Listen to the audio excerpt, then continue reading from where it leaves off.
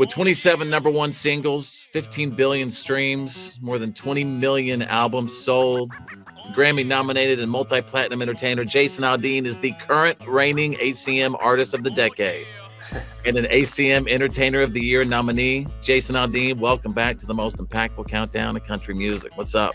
What's up, man? Thanks for having me.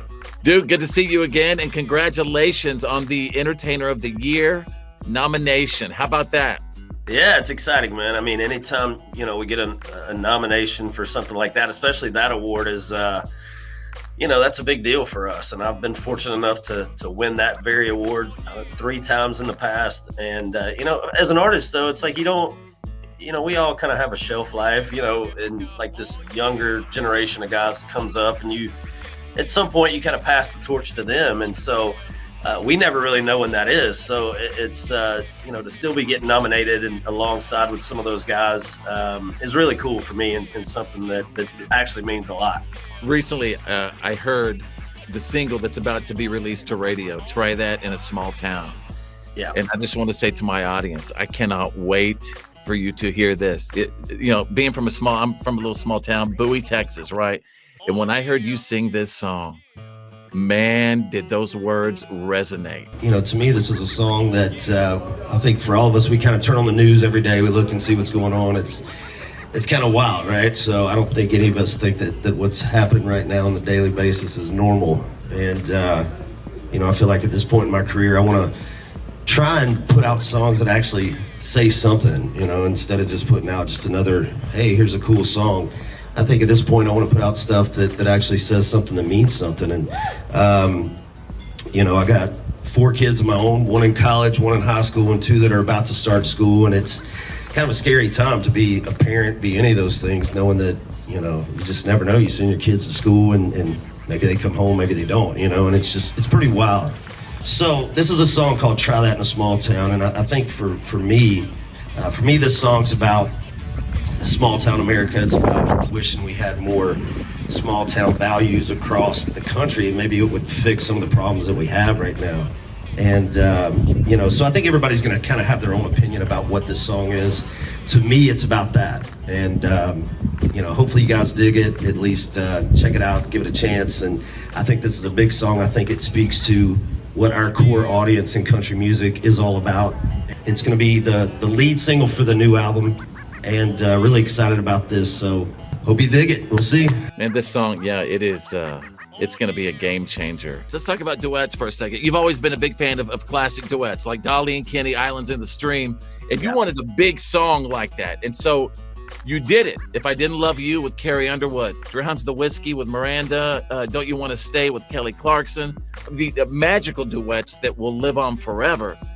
And you mentioned that recording with Kelly Clarkson for the very first time, you said it was a magic moment. And this is a quote you said, as she started singing, and the way she was singing with me, how it all blended, you could tell it was something special.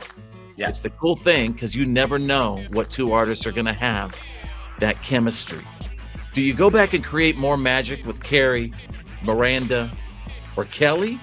It's kind of like capturing lightning in a bottle twice, right? So every time I've done one of those songs, it just kind of organically happened, and it wasn't that I was specifically looking to go out and do a song with Kelly or Carrie or Miranda or whoever.